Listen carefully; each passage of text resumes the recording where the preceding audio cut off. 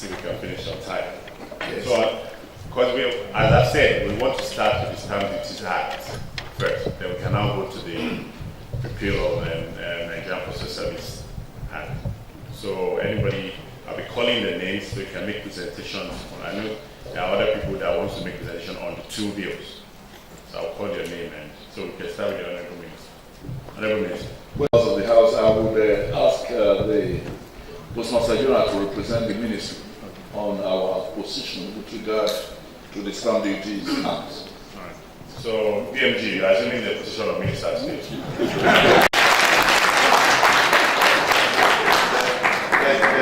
Thank you so much, Mr. Chairman, the Deputy Chairman, honorable members of this committee, the Honorable Minister of Communications, invited guests. Thank you for this opportunity to make this presentation.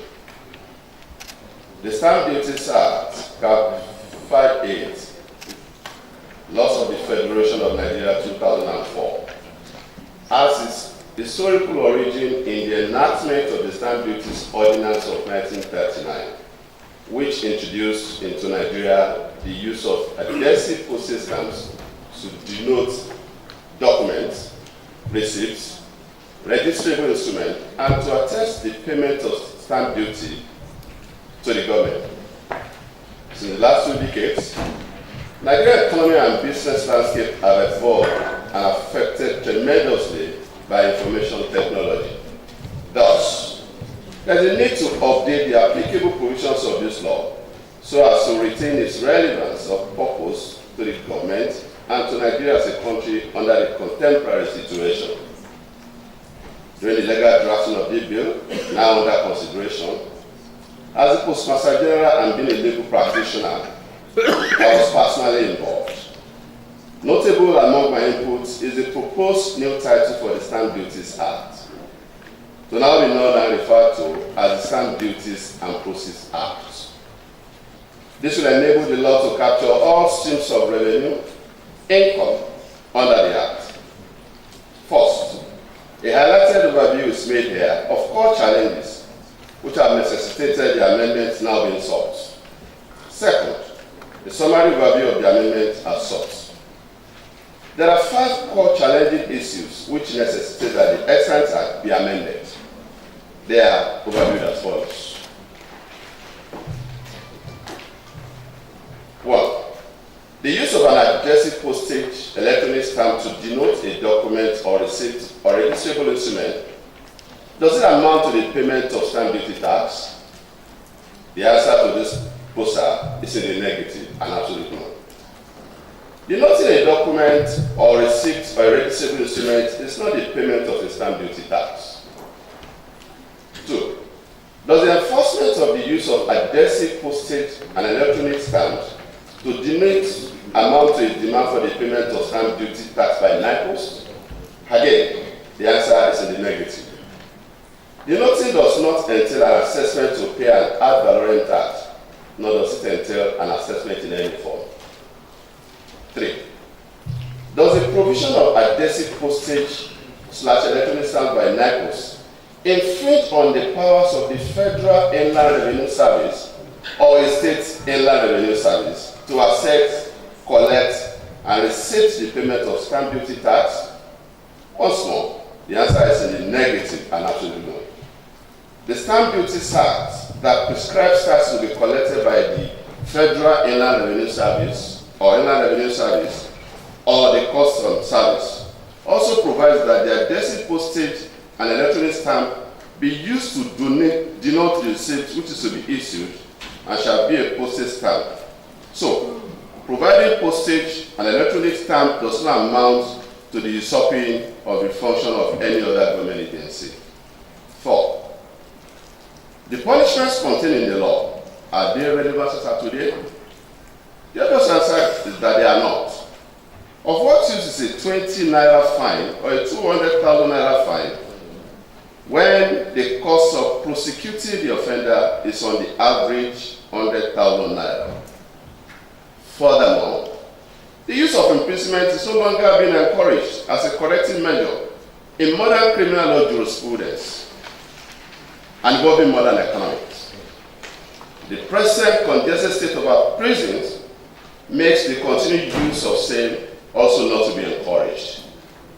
The congestion of courts impacts adversely on the timeline for the disposal of cases. As such, an improvement is called for. Suggested amendments. The principal amendments made are as follows. A. Innovations such as the internet and the point of sale POS machine have been captured as receipting medium, whose electronically generated receipts are to be denoted. B. Graded financial penalties have been introduced for a first offender, a second offender, and a third or subsequent offender. C. Alternative sentencing has also been introduced for financially incapable offenders. D. All fines were reviewed to reflect the current economic realities of the value of the naira vis-a-vis the cost of prosecution. E. A stamping list has been introduced to guide implementation nationwide, with a stamp of the minimum postage rate to solve the vexed issues of denomination of postage stamp to be used. F. A reward system has been introduced, which is to the effect that for a receipt to qualify for pre-taxation deduction, it must be denoted. G. The power to make fast-track rules for the disposal of cases under the Stamp Duties Act was introduced to be exercised by the Chief Judge of the Federal High Court. Finally, observed legal lacuna and a fast-track judicial process have been provided for in the proposed amendments. In summation, the proposed amendments, if approved and implemented, will unlock the revenue potential of the stamping protocol to generate huge revenue for the benefits of all tiers of government. The suggested amendment will also end the interagency rivalry, which is militating against the effective implementation of the stamping protocol. The amendments are recommended for consideration and approval in the overall interest of the Federal Republic of Nigeria. I thank you for your attention and God bless.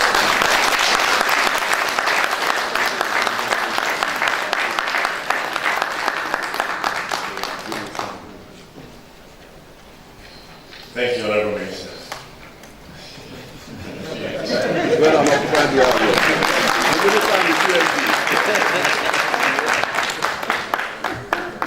Invitation extended to the farm to submit a memorandum and participate in this public hearing.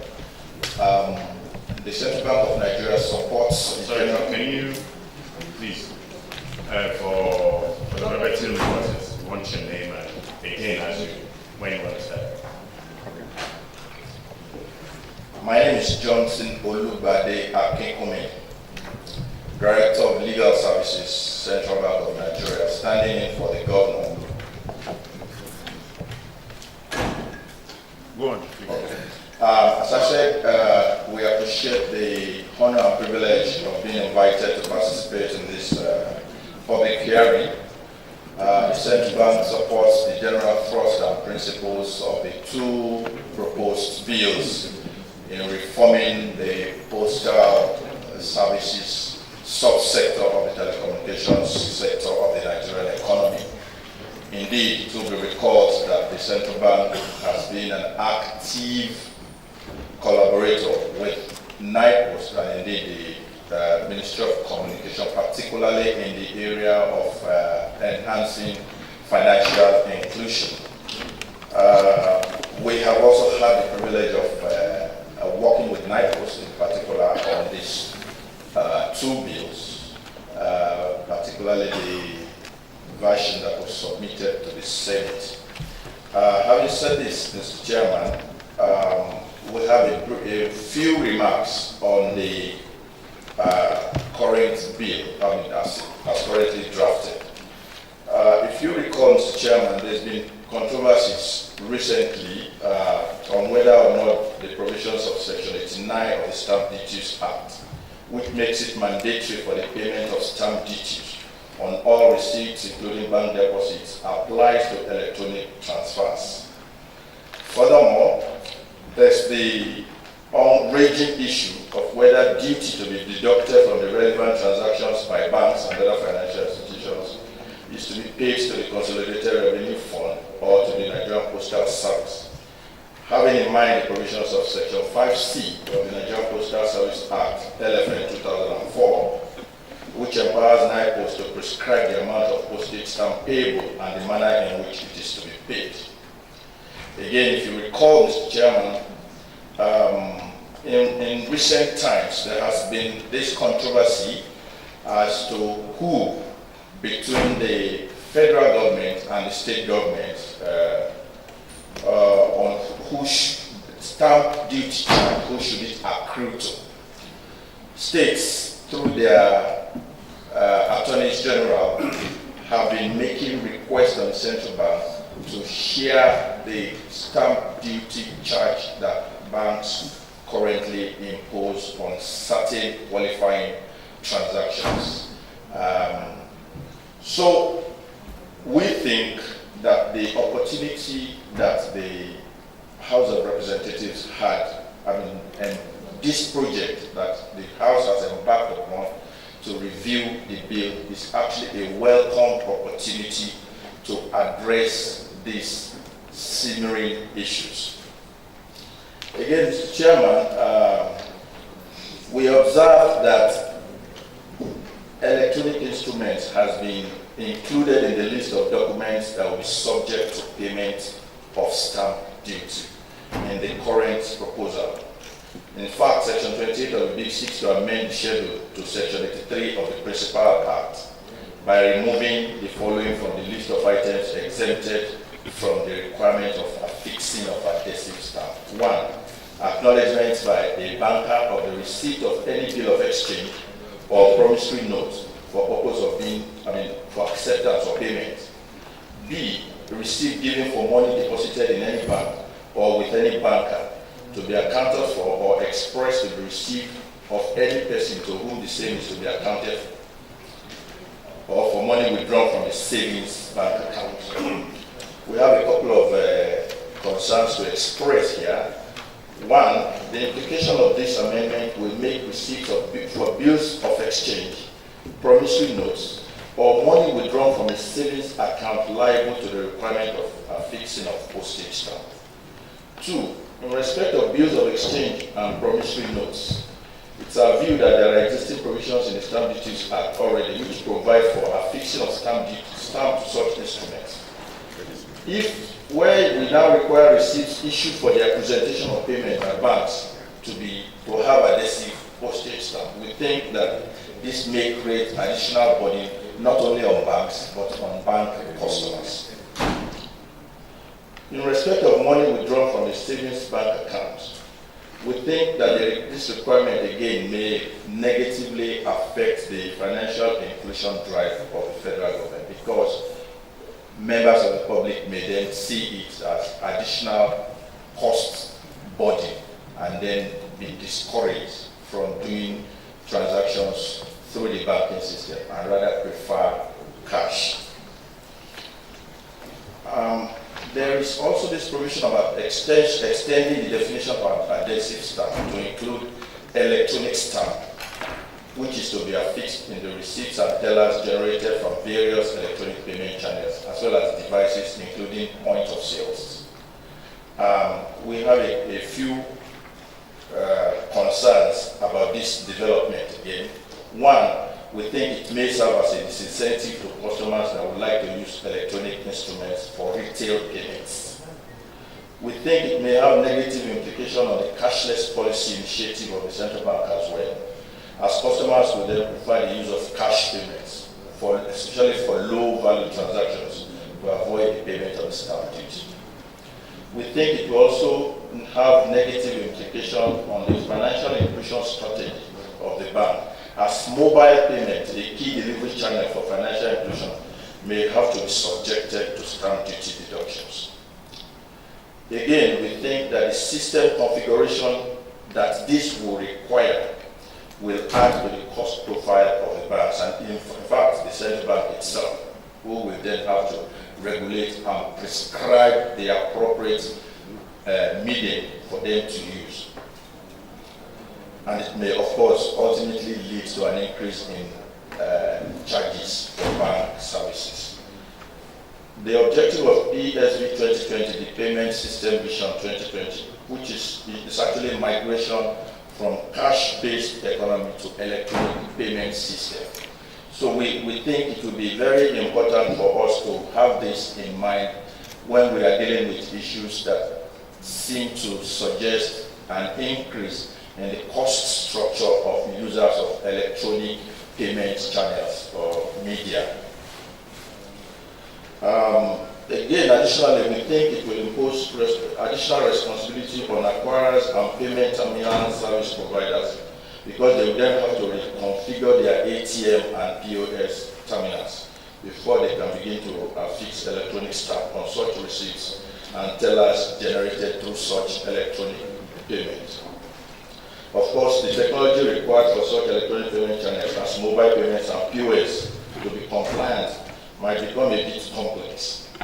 So there's also the need to think through this before it becomes law.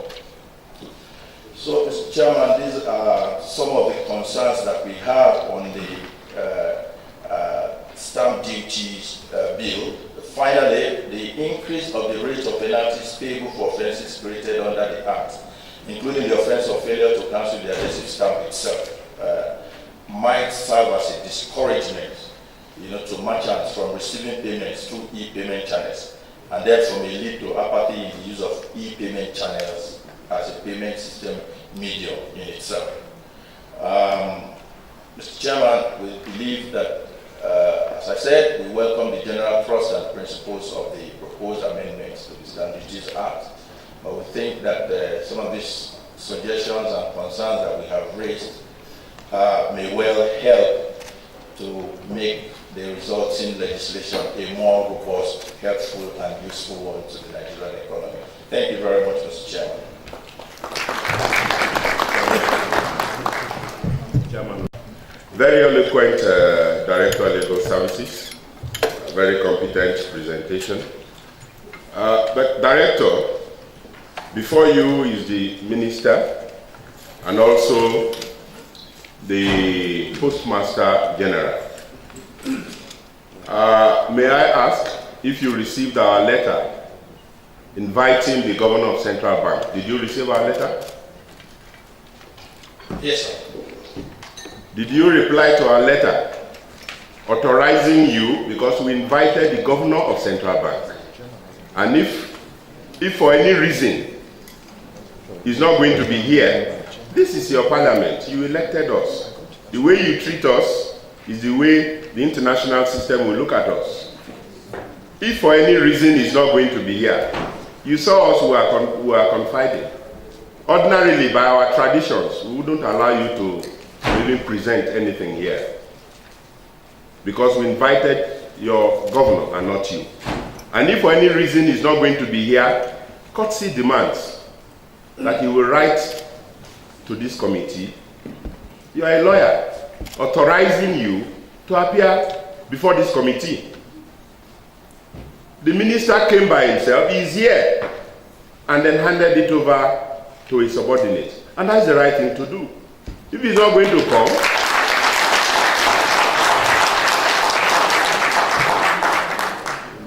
I think that the earlier ministries, departments, and agencies see the parliament as part of you. Maybe you think that we are not part of government, and so you treat us with levity. Mr. Chairman, you have already allowed him to conclude, but I just want to observe that if we allow this, maybe in future, when you invite, the heads will no longer talk to us again.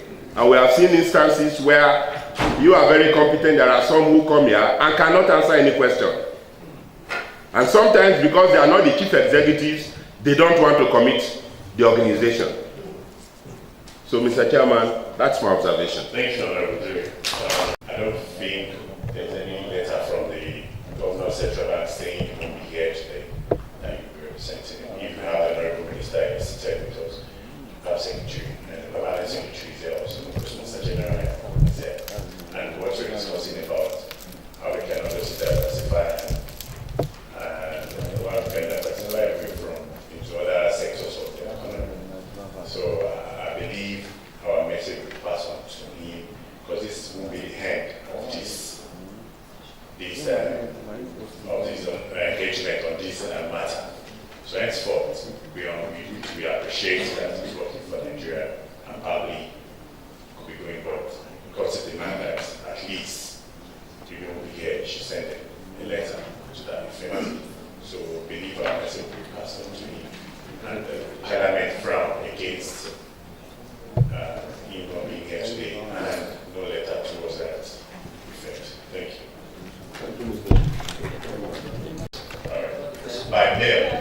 mailed it in copies. We mailed it. Is it by mail? It's not here. I must apologize for that, sir. Alright. I must apologize. Only 7 key points we wish to elaborate on our presentation. Mr. President, Yes, sir. the clerk is pointing out something. I'm You listening. said we are not arguing with you. You said Okay. you sent it, but we not received it. So please, after the presentation, we want the You will have copies it. of it.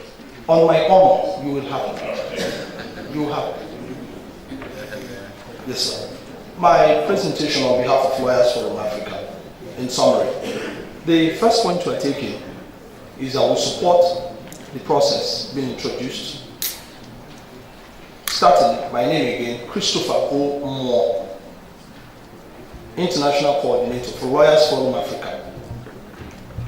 Our presentation has 7 key points which support the amendment of the Stamp Duties Act. The first point, a field study of the Nigerian business economy will show you that about 10 million receipts are issued in Nigeria today. 60 million of those receipts in every portal of business are now electronically generated or point of sale machine generated or internet generated receipts.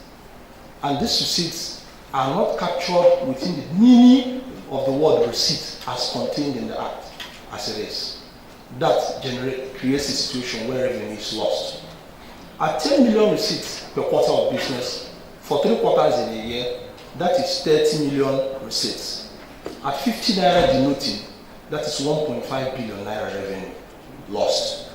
But we hope we can do that with amendments. The second issue we raise is the principal section, section 11(1) and 2 of the Act. It provides that all documents, he didn't say some, he said all documents, receipts and registrable instruments shall be denoted. He didn't say collect tax, he said just denote them. It is also public information that for the period 2003 to 2014, 475 billion receipts and payment instruments were transacted or handled in the Nigerian financial services sector. Multiply that by 15 naira for denoting, that gives you 2.355 trillion naira revenue loss. How much do you need to fund the budget? Third point, as this implementation is going on, it is being sabotaged at the state level, at the local government level, and they are fabricating excuses. The key excuse they give you, they say, oh, what we're talking about is not contained in the stamping list. But the interpretation provision contains the meaning of the word document. Supreme Court has pronounced on the word document. But there's a need at this juncture to itemize documents for each sector of the economy. And we recommend that the Nigerian Postal Service be given the mandate statutorily to publish list of documents to be denoted in the NIPOST guide. The fourth point is a live issue. Nigeria's biggest silent economy is its insurance industry. The reason why it has never unlocked is we don't denote. Today, Deji Falaye's family is in court asking for $100,000 damages and 219.9 million naira in compensation. The kernel of their case is that there was no valid, legally binding insurance for the aircraft that crashed and Deji died because of 15 naira. An aircraft was not properly insured. All of you sitting here, most of us sitting here, we came by air. Please, when the aviation committee come, tell them to call the airline owners. Let them show you the insurance paper for the aircraft you are flying in. I stand to be corrected. None is legally binding. We pray that it will be made a law. When you now make it a law, it will force the insurance companies to edge out the fake insurance people from the system, and they will be bound to employ people who graduated in actual science, people who read insurance. They will open offices in Nigeria, they will employ people. That is a downstream effect, that you have 1.5 million people who will be employed in 180 days, only and only if you implement this provision in the Nigerian insurance industry. The fifth point we are getting at is the conflicting or seemingly conflicting judicial decisions. The reason why the courts are seemingly looking at variance with each other is the lacuna in the law as it is. There is a need for a clear set of rules to be provided for dealing with Stamp Duties Act cases and revenue matters before the courts in Nigeria. I place reliance on what the Postmaster General has said. Give the power to the Chief Judge of the Federal High Court with an additional clause that any rules the Chief Judge of the Federal High Court enacts should be duplicated and adopted in the states and the Court of the Federal Capital Territory. That way, these cases can go fast track and we have, harmony in the judicial decisions. Sixth is the cost effect of denoting. Some say, oh, it adds cost, it adds cost, it adds cost. But a simple fact we choose to ignore, that go and read the income tax law, personal income tax law of all the states in Nigeria. It says for your receipt to qualify for pre-taxation deduction, it must be denoted. So if I denote your electronic receipt, I denote your POS machine receipt, I denote your internet generated receipt, at the end of the year, when you're filling your income tax forms, you get 100% deduction. So you lost nothing. Absolutely, you lost nothing. When you do it in the transport sector, do it in the business sector, people get to deduct the money they spend buying fuel and diesel. It has two simple effects that will come at the same time. The first effect is that there is price stability, because the banker knows that, oh, I spent 200,000 naira on diesel in every branch. Every quarter I get a pre-taxation certificate to deduct it. So the cost of banking service will remain the same. For the vehicle transporters, they know at the end of the year they get their deduction. They will ask for it. And the price will remain stable. Then you have the second effect. That will be 10 million stamps sold every day in Nigeria. What revenue earner can beat that one? Let them show me. No, it doesn't exist. Then finally, on the argument that has been going on in social media, some say, oh, civil society groups should not be made to denote receipts when they collect levy, collect contributions, receive donations. They should not denote, they should be exempted because it's a charitable group, it's charitable activity. I ask only one question. What is the internal security implication for Nigeria? That somebody donates money to a community-based society or association or union and there is no audit trail on it. It creates a security problem which challenges the internal security of Nigeria. But when you allow or make it mandatory that when I pay union dues to the NBA, my receipt will be denoted. When I'm filling my income tax forms, I will ask for a deduction. That way the government has a trail that, oh, these are the people who contribute money to NBA.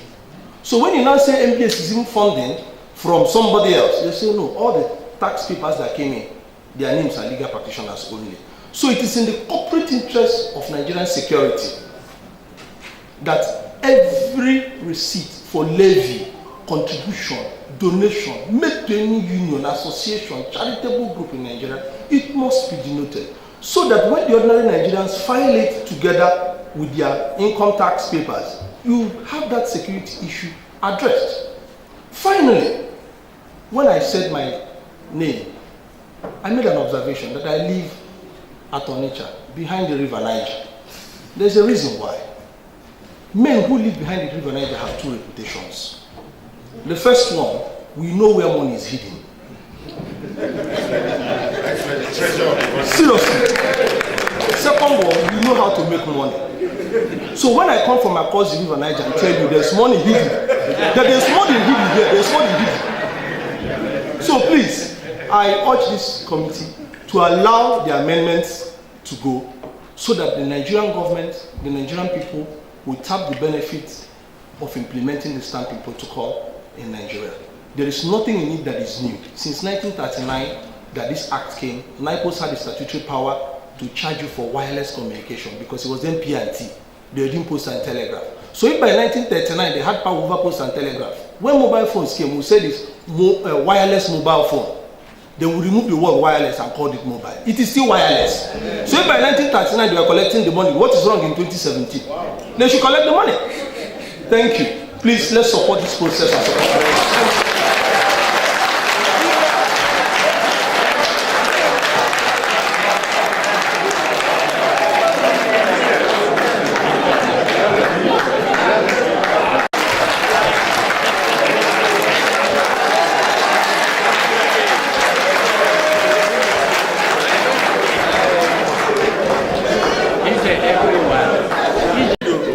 on the other side of the table. Mr. Chairman, we have to support him for that. Yeah. But it's against our rules. It's against the rule of the House. And I mentioned earlier that clapping is not allowed. But I believe the whole House cannot.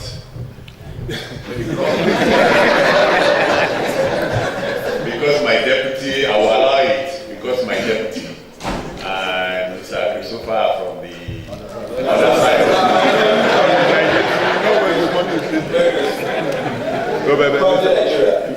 Mr. Chairman, but very thoroughly, Yeah. the hidden treasure of this country is in the rivers. But I think the Avengers are not allowing us. Thank you. Let's move on. Thank you very much, Mr. Christopher. Yeah. With your kind respect and permission, stand on established protocol. My name is Hon Akinade. I work for Nigeria Employers Consultative Association, NECA. Mr. Chairman, first we would like to commend the House and this committee for the bill. However, we want to express our difficulty. We actually had a lot of difficulty in getting the bills that is being considered today, most especially that of the NIPOST bill. At the point we got talking with the Postmaster General, who is here, and that was in the month of November 21st last year, who did promise that he was going to send us a copy, and we are still expecting as we speak. However, I will be making presentation on the two bills, and since we're on the stamp duties, I just want to hinge on 2 points on the stamp duty. First, I would like to align myself with the submission from the Central Bank of Nigeria. I align myself with the submission of the Central Bank, and also add that there is a bit of disturbance, especially if we look at Section 10, Section 12, and Section 24 of the bill as it is. Now, if we just oppose that, because that talks about adhesive stamp, postage stamp, on bill of exchange. If we just oppose that with Section 36 of the Principal Act, which defines bill of exchange to include a check, one begins to wonder that on every check leaf there's an inscription which says stamp duty paid. Am I now being expected to now get a postage stamp in addition to that? That would then mean there will be 2 stamp duties or 2 postage stamps paid there, and that will create a form of difficulty for the people that will be implementing that. That's number one, Mr. Chair. On the second point, we're looking at the penalties that have been increased, the monetary provision there. It's worrisome that some of them are huge. For instance, you look at in the bill as it is, Section 9, it talks about an increment for a penalty. If we just oppose that with Section 35 of the Principal Act, we stated the penalty then as 200 naira. However, if we look at what we have in the bill rightly, it's talking about 2 million naira. Mr. Chairman, that is 1,000% increase, well above the roof. And that, in a way, is going to create a difficulty and is going to prevent people from actually doing that. Because I begin to wonder, what's the purpose of the act? Is it to generate revenue or pecuniary revenue? Or is it to moderate people's behavior or regulate, or in terms of denoting or validating documents or transactions that has been done? Because stamp duty is not just only on receipts, but there are various forms of stamp duties, even on transactions and land and mortgage and all of that. So we need to know what's the purpose. Why are you increasing this by 1,000% from 200 naira to 2 million naira? Mr. Chairman, as I said earlier, we just got the bills. We'll look at it again and we'll send our updated position. However, we had earlier forwarded this copy, hard copies, to this committee. Mr. Chairman, any communication from you asking for a copy of the bill. So please, I would actually ask that you retract that statement. Bills are not secret documents.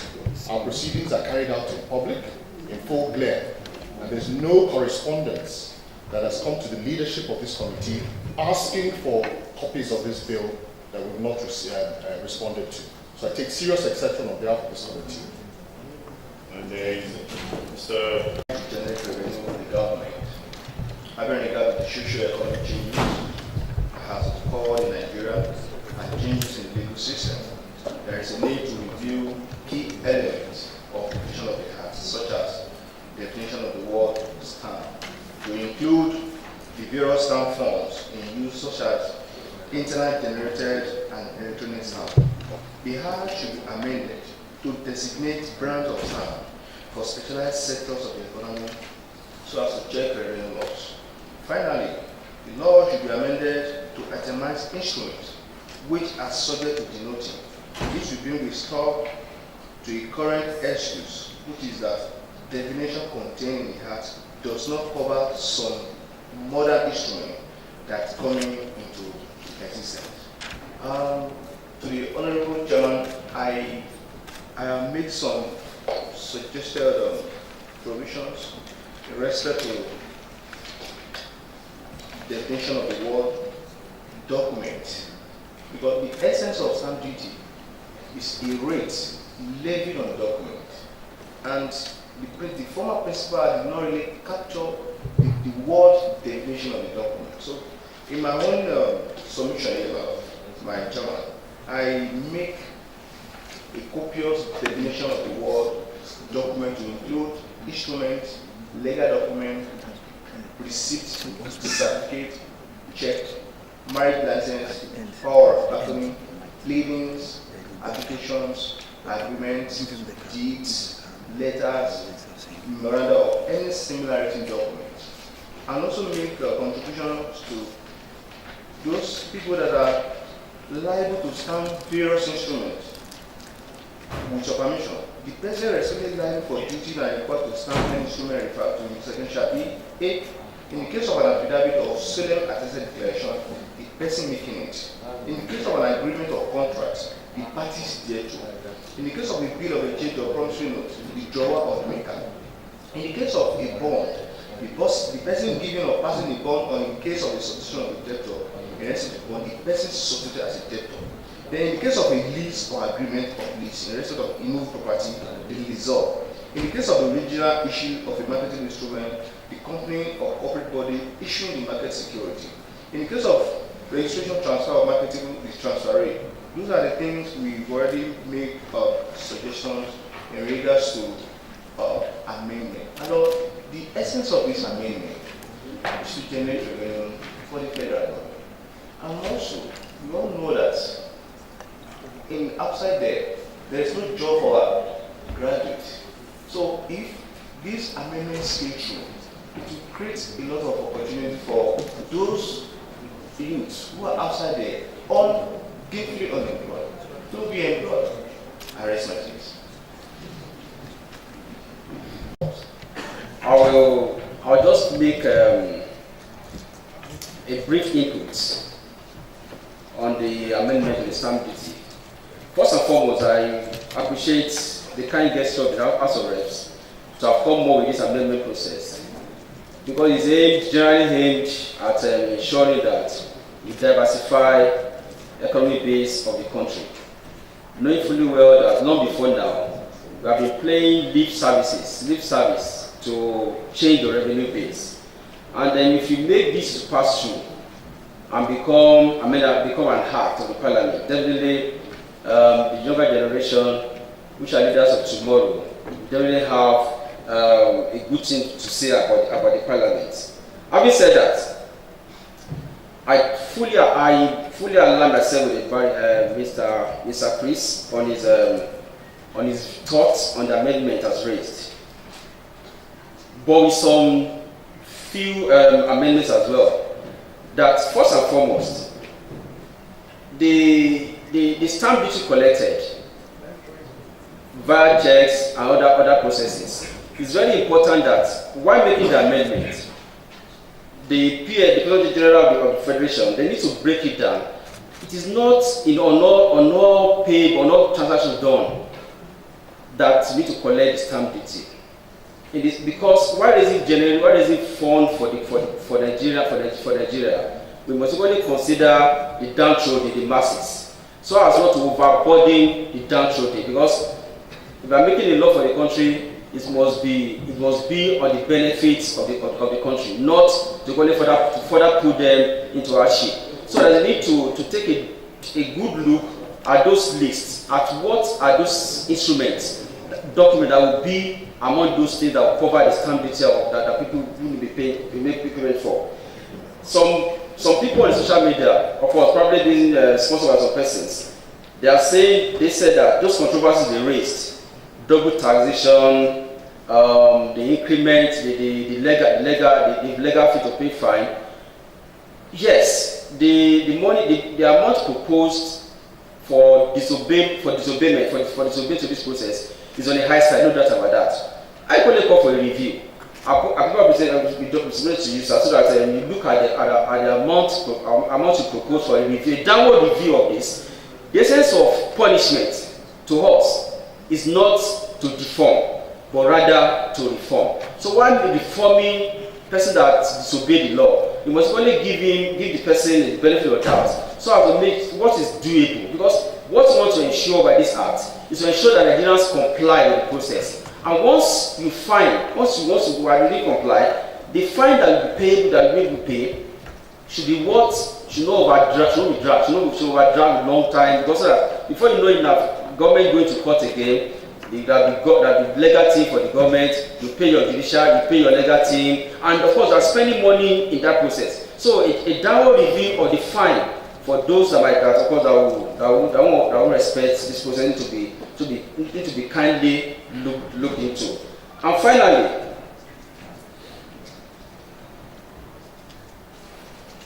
there's no doubt about it that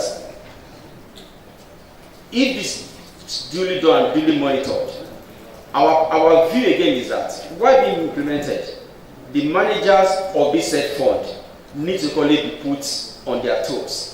It's not only enough to generate revenue for Nigeria, for the country. You must only monitor those who are in charge to expend such revenue base, so that it will be a case of just generating revenue base for the country and they're being overspending it without any due cost. So for us, and we Get Involved campaign, we are supporting the bill. In those three agreements that is very detailed in the document we were submitting. First and foremost, a review of the legal fee. Secondly, a breakdown list of those items that should be on the stamp duty. Not fully well that it is not all the transactions made that should be involved, because we need to consider the downtrodden, the masses of the country, so that we do a law and act that will be able to generate the benefits of the country. Thank you very much. Thank you, Mr. Morgan from Get Involved Nigeria. Civil society. I led delegations of over 40 organizations here this morning in support of this two bill. And I want to start by saying that it is time we begin to play a fair role in ensuring that we support government institutions. Ordinarily, we are synonymous with criticizing government, but that's not our role. Our role is also to support any good policy that will offer dividends of governance to the downtrodden. And that's why we are here today. That this should be, we appeal to the conscience of true Nigerians that it should be part of the bill. And further to what I've said, I want to start by saying that we should not moralize in revenue generation. It's either we want to generate revenue or we don't want to do it at all. Every successful government in the world is a taxing entity. And there's no guarantee of prosperity for any nation in the world if you don't pay sufficient attention to your postal institutions. Because of the fact that it generates employment, it promotes tourism, and a host of other things. I remember clearly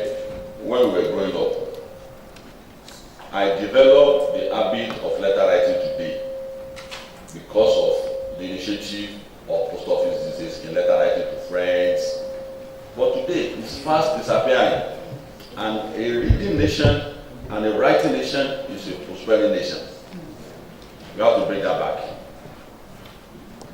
There are arguments that stamp duty, double taxation, and issues like that. But government agencies are not supposed to create crisis of perspective for us by aligning with the private sector. And that's what exactly the CBN is trying to do. Whether it's holding brief for the banks or is aligning with government agencies, I don't seem to understand. Why? Because post offices all over the world play very significant role, not only people who are living in the city, but people who are living in the fringes. And Nigeria is predominantly a grassroots society, and that's our concern. That any bill that is going to have direct impact on the ordinary people of this nation, we are supportive of it. And that's why we took time to travel down to Abuja from across the nation. People from Port Harcourt, people from Lagos, all over Nigeria, gather here today to support this bill. And we call on the member of the parliament, do your good work. You are representing Nigerians. Do your research, look at the opinion of the people. This is one of the sectors and institution that you allow the bill to pass and will have direct impact on the life of the Nigerian people. There are elitist bill that has passed, repeated elitist bill that has passed, but this bill is going to have direct impact on the life of the Nigerian people. Support the bill, allow it to pass. Any bill that is going to empower our institution, we have to support it. Private sectors are flourishing. What God has not done for Muhammad and Christ, He can't do it for Nigerians.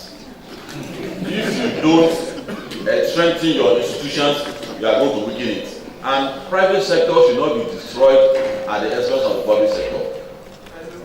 In the public sector.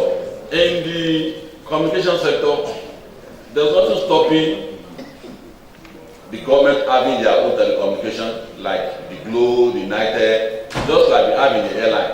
There's nothing stopping the diners of this world to operate while we have our own Nigerian Airways. So there should be nothing stopping our NIPOST to flourish the way other private sectors are also flourishing in postal institutions and businesses. You have the DHL, you have other ones, you have EMS. So why? Because people don't seem to get the argument that nobody is pushing argument that private sector should not flourish. We should also consider it unfair to allow private sector to flourish and allow public institutions to die. It's a buffer. It plays for each other. And by my own finding and the finding of members of the civil society, we also discovered that the private sectors are actually making use of the facilities of NIPOST. Thank you. So, what are we talking about? In conclusion, we have gone around the country. We took time to go around the country and we have discovered that there are changes. Theft is one of the major problems of NIPOST. But because maybe it's because of the person in charge now that's unstoppable, he has introduced some policies, the question of confidence is beginning to come back. And we also discovered that the fear people have before to render their services is beginning to come back.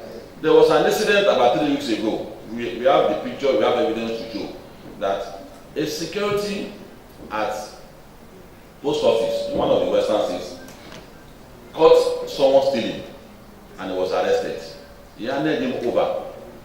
And the case, we ensured that the case got to Abuja. But the people announced that we have caught many thieves in the past, nothing was done on it. And I said, with this one, we are going to show example to the rest of the world that there is no business as usual again. That the NIPOST of Nigeria today, as I talk to you, has emerged with a new blood. We are going to be with you, NIPOST. Parliament, we are going to be with you on this initiative. We will support you.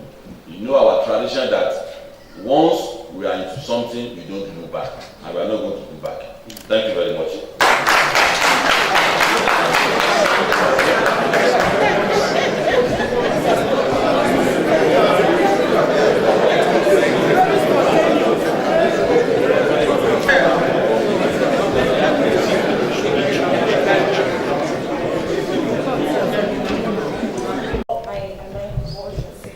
But I would like to add a few things. While it is true that there are undeniable benefits accruing from use of stamp duty by the citizens, we cannot afford to shy away from the need for government to do the needful in ensuring that the necessary regulatory regime is firmed up by appropriate legislation in order to mop up legitimate revenue sources. It is also reassures continued relevance of the postal service, which over the year has gradually seen a significant part of its role taken over by private courier companies and social media networks. In addition to being a sure source of revenue, the reforms proposed in the bill will not only save existing jobs, but will also spin up new sustainable jobs without pressure of public funding. Any such reform with potential to increase real income in the service sector is worth supporting by the citizens. It is part of what would guarantee effective governance. The daily utilization of affixed stamps by the citizen has the potential to increase national consciousness, national pride, and sense of oneness. The subtle psychological therapy engendered by daily transaction in the national currency or beholding the national flag and coat of arms are going to generate a sense of nationality among the citizens. We all know that when we see this stamp, see this coat of arms of Nigeria on it, and when you begin to use it, it gives you that sense of national pride. Civil society organizations across Nigeria welcomes the introduction of the bill and hopes that the progressive provision in it will not only stimulate economic growth, but will also revive the use of stamps, which is almost going into extinction in Nigeria. Yep. But we have a few observations, and we would like the committee to actually critically look at some of these observations. Yeah, one of them is the fact that civil society also is part of those who are going to be denoting the documents and whatever they do with respect with postage stamp. We want to propose and suggest that civil society and providers of basic education services in Nigeria should be excluded from this list. The reason for civil society is this. For civil society, we go through so many series of scrutiny by the government. We have the school when it comes to anti-corruption, and all of us as civil society must have that certificate to ensure that we are not engaged in corrupt practices. And secondly, the Ministry of Budget and National Planning has set up what we call the Development Assistance Database. Any funding coming from overseas that is going into the hands of the civil society must by law be reported under this database. The database is an online system. You can see all the funds coming into Nigeria. And most of these funds that are given to civil society, we use it for social work. Most of the people we assist, they are the vulnerable and the marginalized.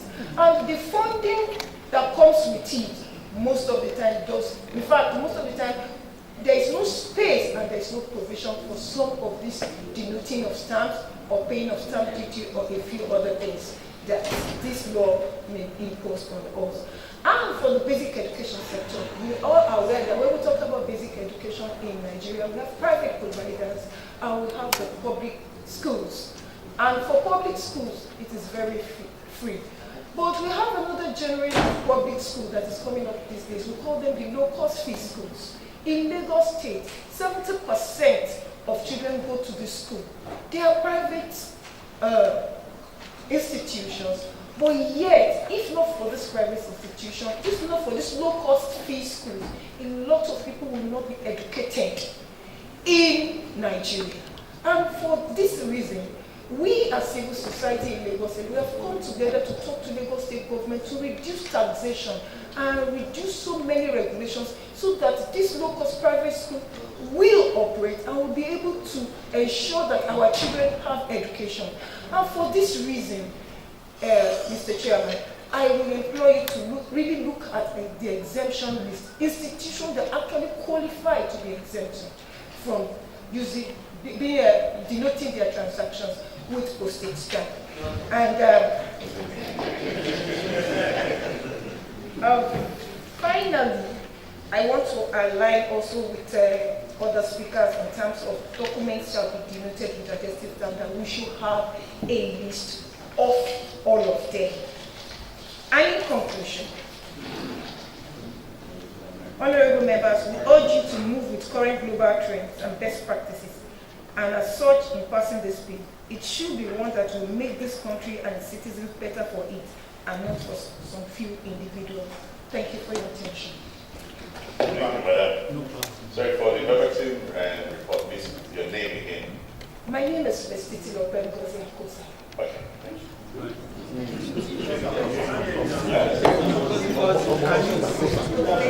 Okay, they asked you to take it again.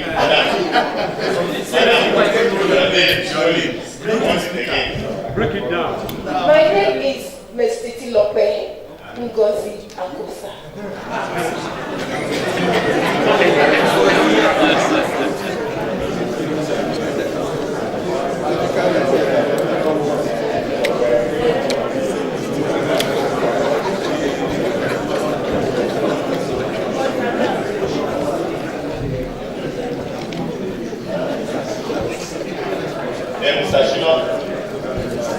Thank you, sir.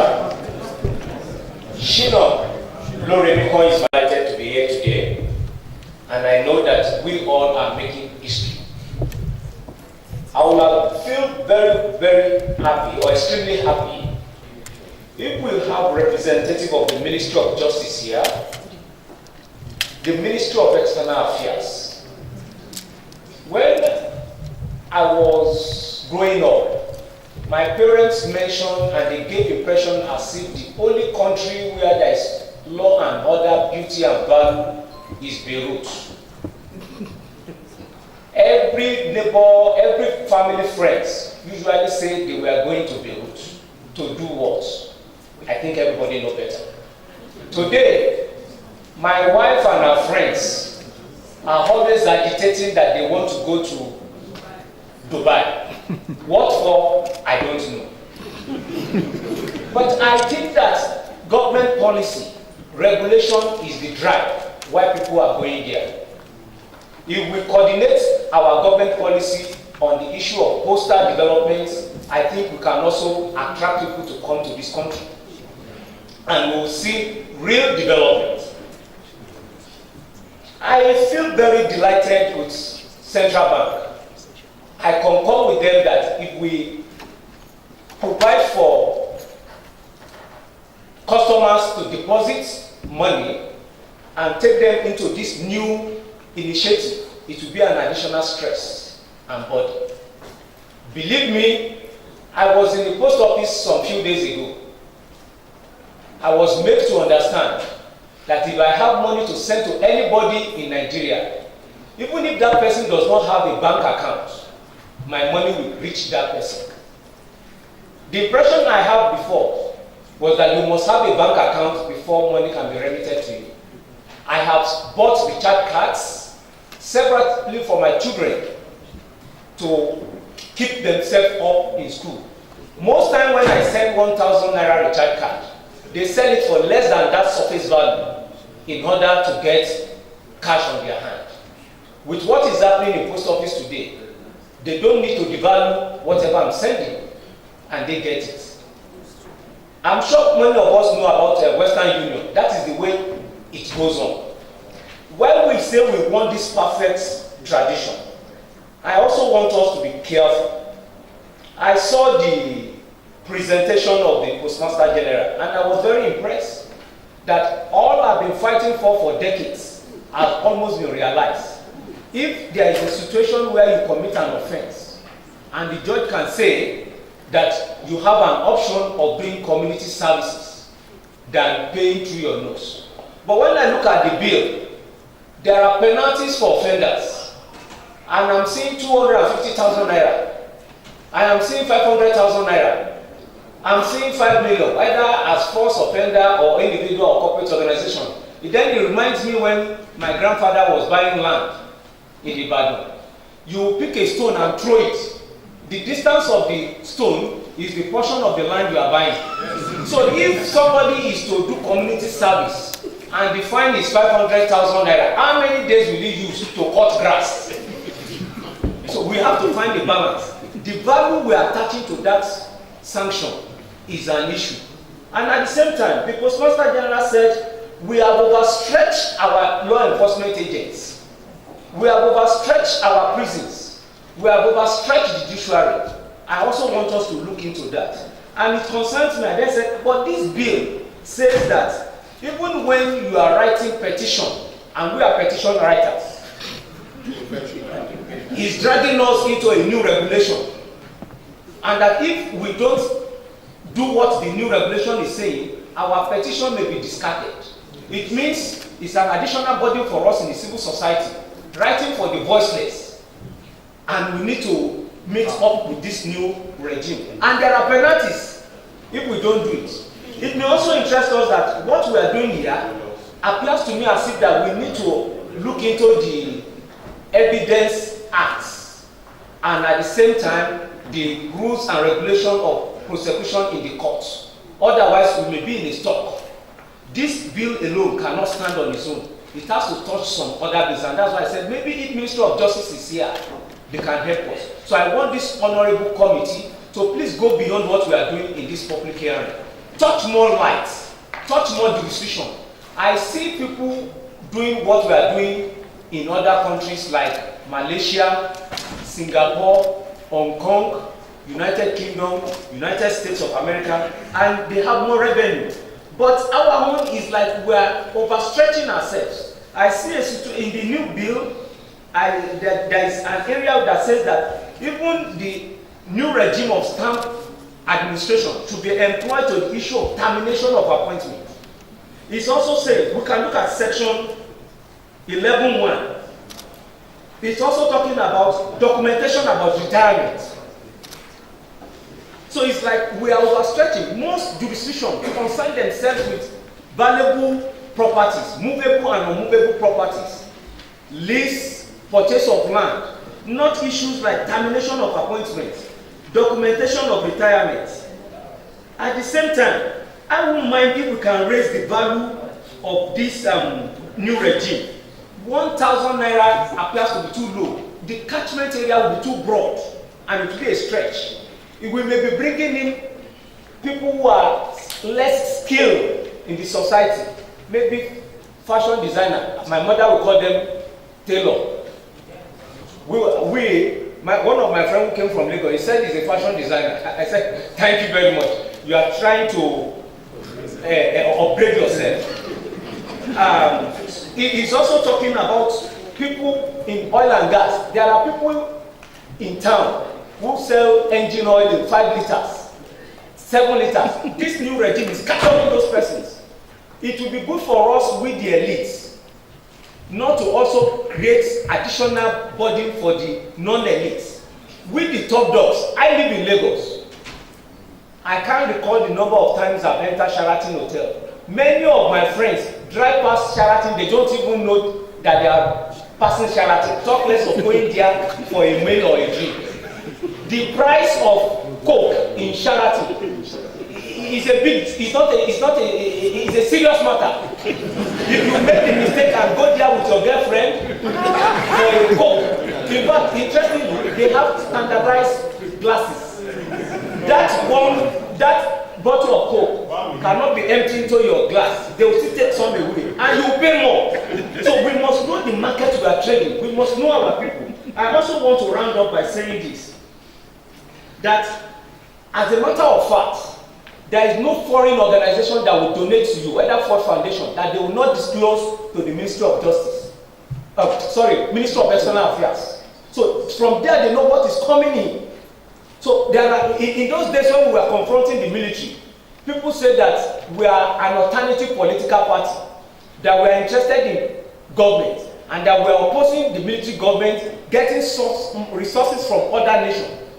There are institutions that is their sole responsibility. They promote good governance, democracy worldwide. Whatever they give you, they make it available to everybody to see and to know. So I think that if we do all this, we can really help our people and we can also benefit from prosperity. Thank you. You can't finish it. You can still make your submissions. Okay, sir.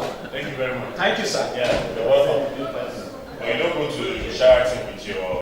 Yeah, I am Kairat Animasham Ajiboye, representing Ani Energy Business Solutions Limited and a lot of other co-members. We have the opportunity of collecting stamp duty on behalf of NIPOST, and these are experiences. I want to share my experiences. Because Ani had we had the government sector and we had the public sector. So it's a very mixed environment. Are you still collecting for NIPOST? Those are the challenges I want to explain to you. And that's to concern. No, are you still collecting? Yes, no.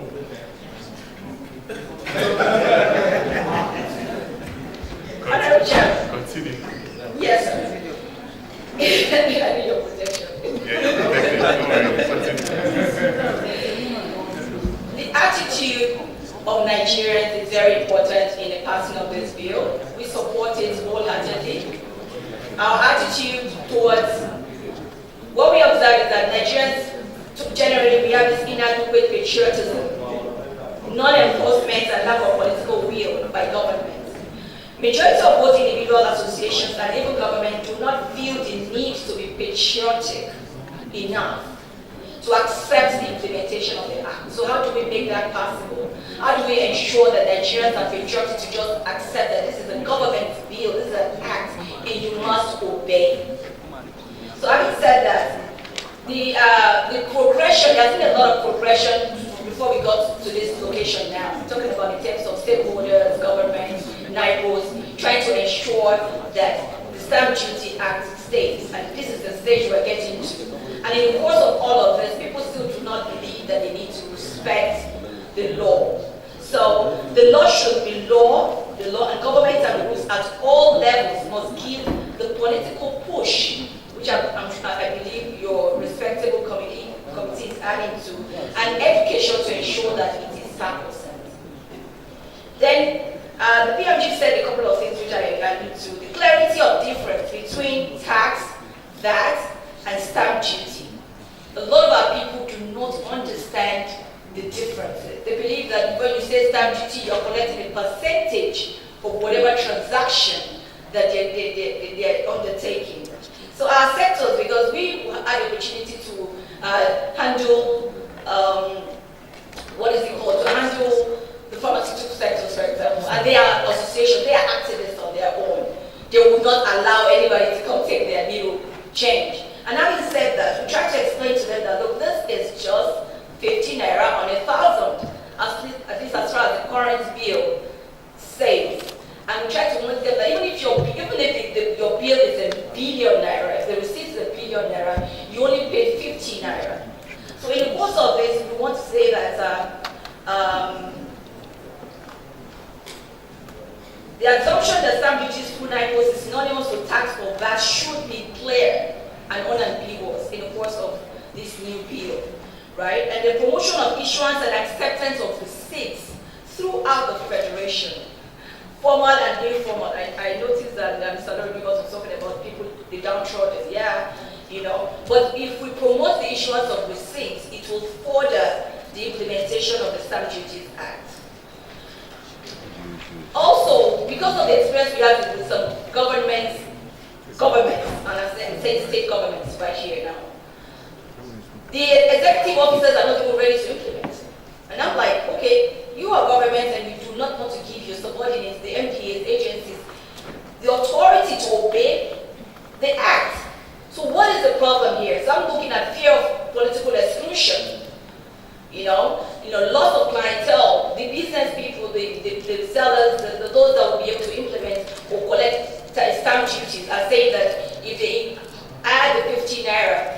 ordinary man will run away from them. Those are what they are saying, you know. And then the pressure on the value chain, the economic non-disposition of the ordinary citizen.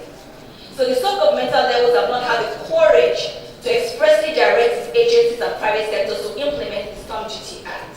Despite due knowledge and perhaps for fear of being politically excluded by the masses, especially in state economies where its citizenry depends almost solely on government for sustenance.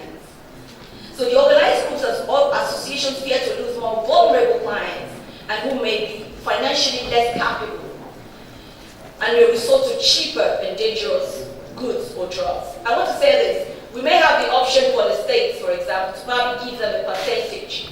Maybe we can motivate them that, okay, if you collect X, Y amount, the federal government will plow back X, Y amount to your government. Maybe it will motivate some states that don't have any source of income other than government to actually ensure that the MPAs and agencies and of course the private sector implement and support this bill when it is eventually passed. And the last point here, because we want to, the chairman had said earlier that we want to ensure that this bill stands the test of time.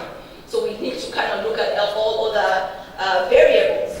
The last one, I'm sure, will talk to the other point or the first bill, but I still will go ahead to talk about it now, which is the cost of collection, real-time, timely remittance of collection to both governments and agencies, and effective control and management by NIPOST. NIPOST has to have the power, the authority to effectively manage these stamp duties. And having said that, I will go ahead to say that we may not need to have a differentiation between the adhesive stamp. You know, we need to have like a specific stamp that says stamp duty. Because from the experience I had when I was in Kebbi, when we wanted to implement, we would notice that we had only regular stamps. And in that way, people were not ready to actually comply because they want their stamp to say stamp duty and not the regular stamp which we use, you know, in posting our letters. So governments and sub-government agencies, you know, the agencies, in terms of the cost of collection, you know, everybody's worried who is going to be paying for the cost of collecting the stamp duty. So I know a lot of agents that are out there, that are still out there, have been very magnanimous to share in the cost of collection. You know, but government should be clear about how this goes by, because most of these business outlets, they are afraid of cost of collection. They don't want to bear any brunt at all. And of course, many agents are ready to share whatever it is, whatever crumbs that comes to them, just because we want to ensure that Nigeria progress. We want to ensure that, because we know when this stamp duty is effectively implemented, there will be more jobs, you know, the economy will be better. My brother will not have to ask me for 5 naira every 10,000 every month. We all know what it is. So we need this to be implemented, and the procedures, the processes should be seamless. So for the agents and those that have been in this, that have really suffered, you know, in the different sectors, we support government, we support NIPOST, we support the efforts. I want to tell you that we continue to work hard, you know, to ensure that it is successful and implementable. Thank you. Having said that, there's one more point, that we need to adopt viable and variable technology, which the PMGL talked about, ICT, some of us are ICT compliant. It's important that we include it into this process and think about how we'll make it seamless for everybody. A lot of people have spoken and I appreciate what they have said, and we want to say that we're in support of this, the process, and we pray that we will do better as a country, and our country will be better under the leadership as it's currently constituted. Thank you.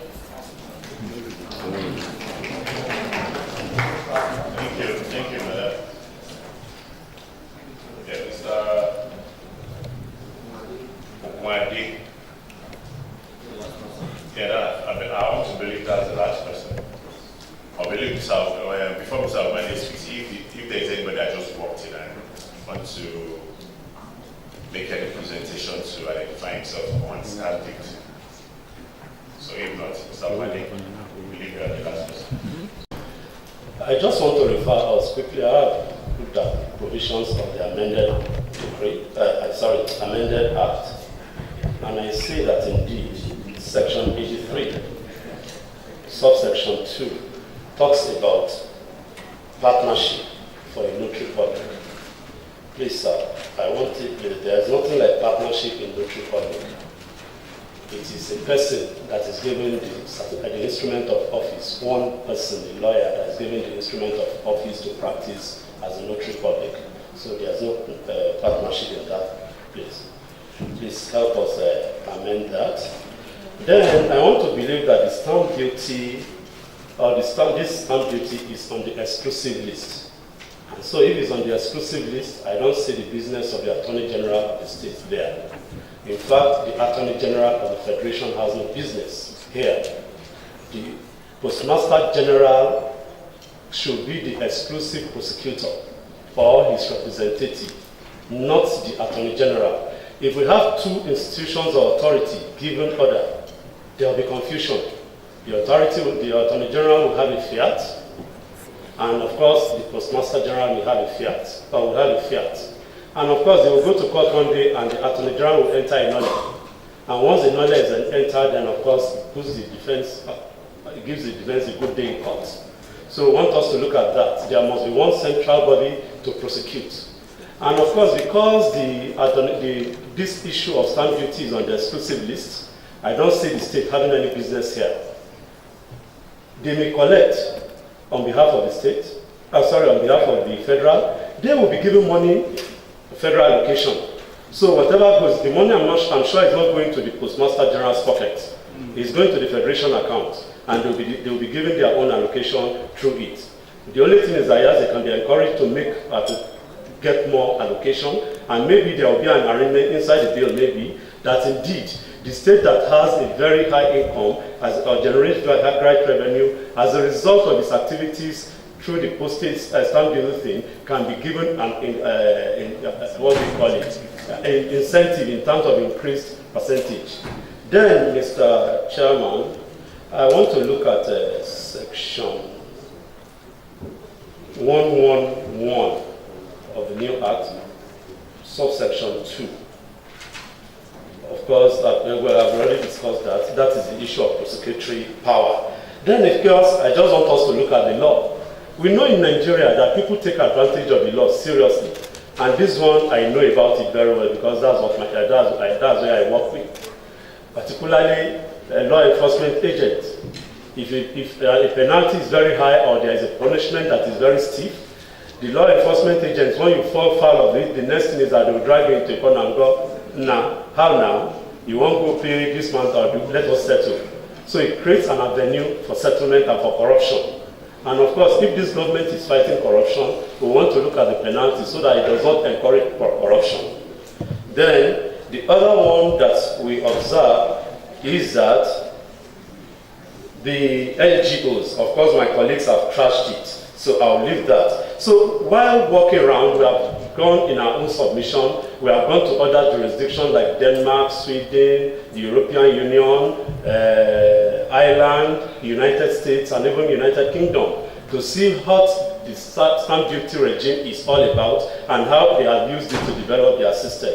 And we have added it in our submission, and we want the committee to look into it as to how it can take us to the next level in terms of usage of the stamp duty to make the society better off, not to be looked at as an instrument of oppression, but an instrument to promote societal development. Then, while going around again, we went to some other jurisdictions to look at their laws. And I'll just quickly refer the committee to the South African Act. And in it, in section 5 of that act, it provides that the stamp duty can be used to pay for some instruments. It will be another way of generating income. They can be used when they purchase stamp duty, because everything goes to the coffers of government. That can be used to pay for maybe leases, for transactions in mortgages and so on. Then, there's one thing that I found interesting in South African law too, in section 9(2) of the act. It says that if someone fails to pay his stamp duty, as at the time he should pay, when eventually he's caught, he will pay 10% increase for what he ought to have paid. I guess that is a very good innovation that can be looked into. So they pay interest for not paying initially. Then, of course, Section 14. Section 14. Section 14, what we call in law, outer clauses. Section 14 of the South African law. They are what we call outer clauses in law.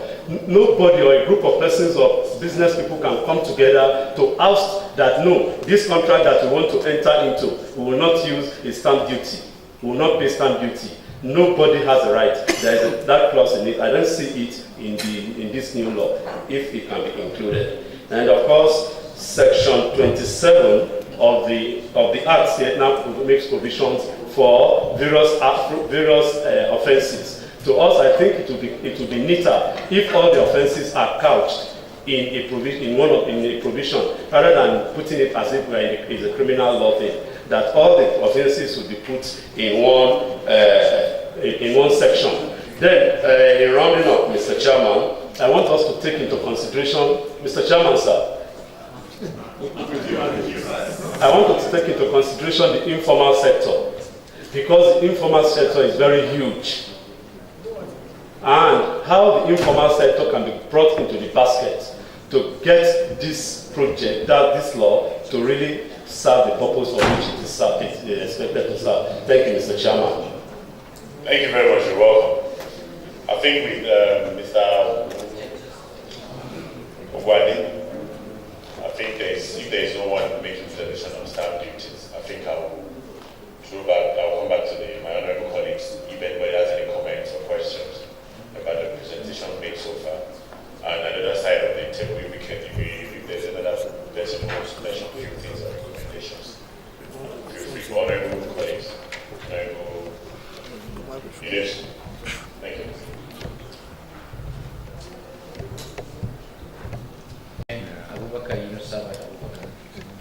Representing Yamal to the Federal Constituency of Gombe State.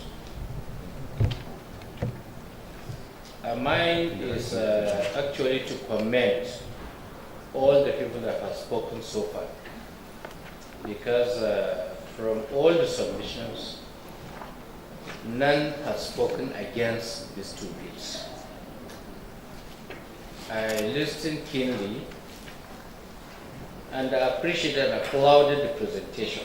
It is actually intended with this 8 assemblies approach to getting Nigeria out of recession.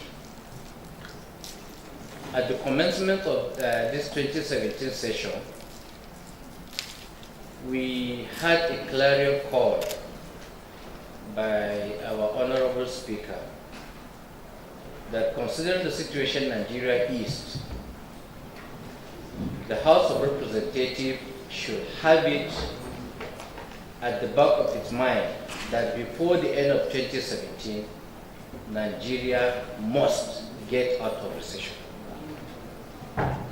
Having that in mind,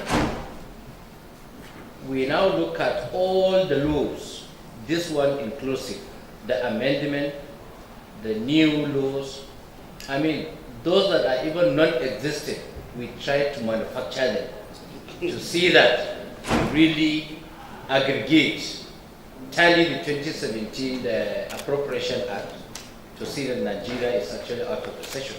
The executive has given us a lead. I'm giving this as a preamble to know the direction we are coming and the kind of approach and the manner we are going to address this amendment.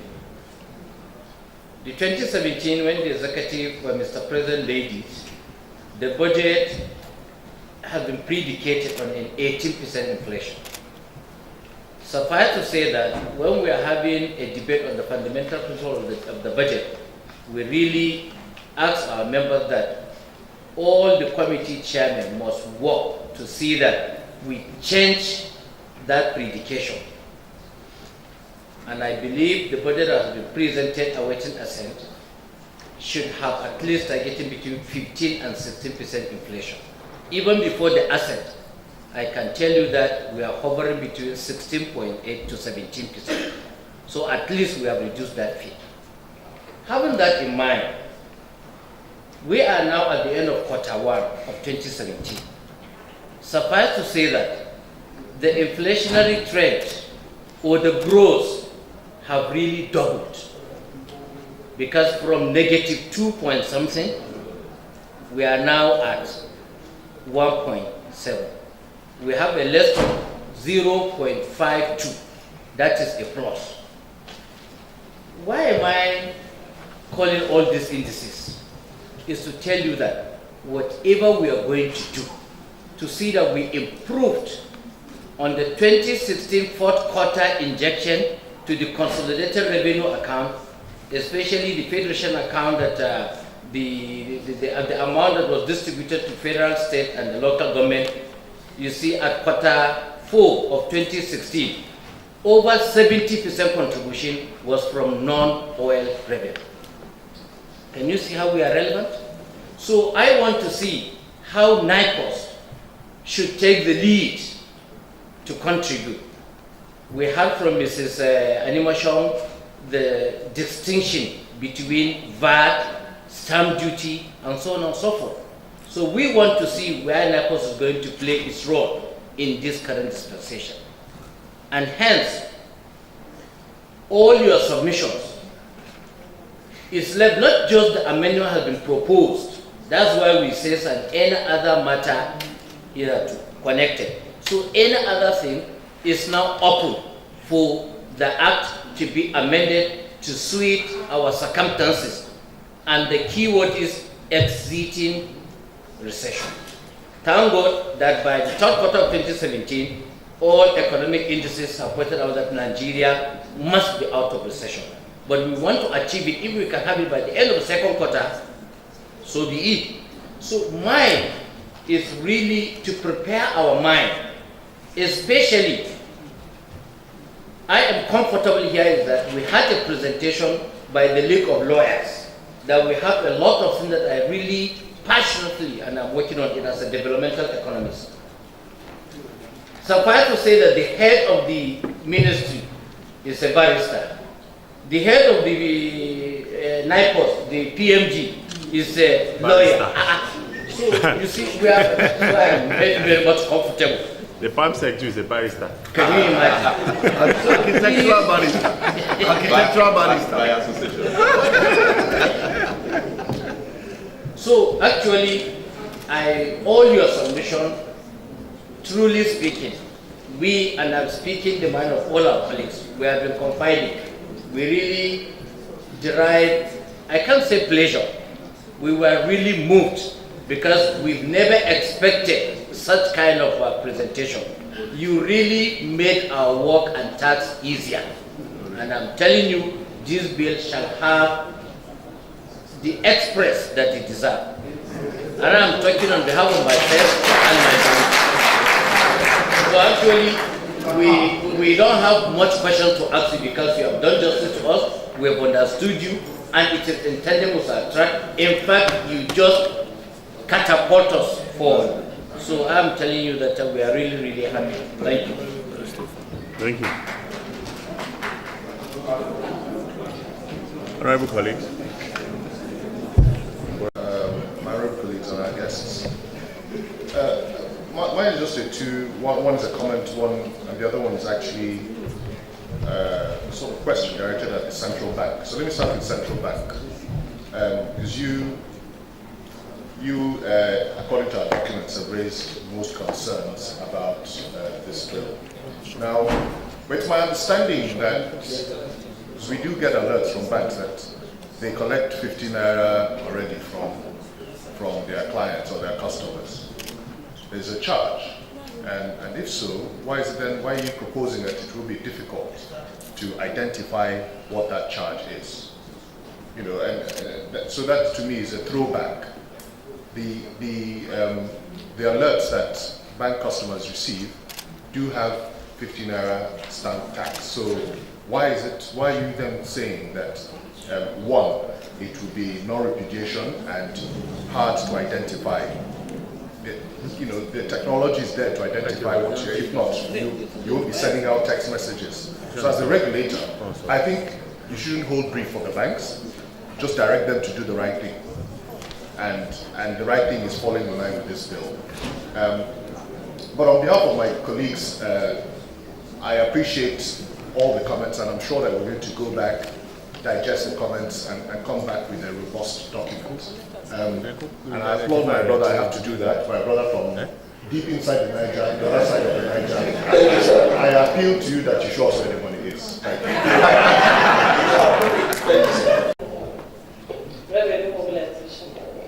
And I don't, do you have any presentation or I just said, okay, you are observing. All right.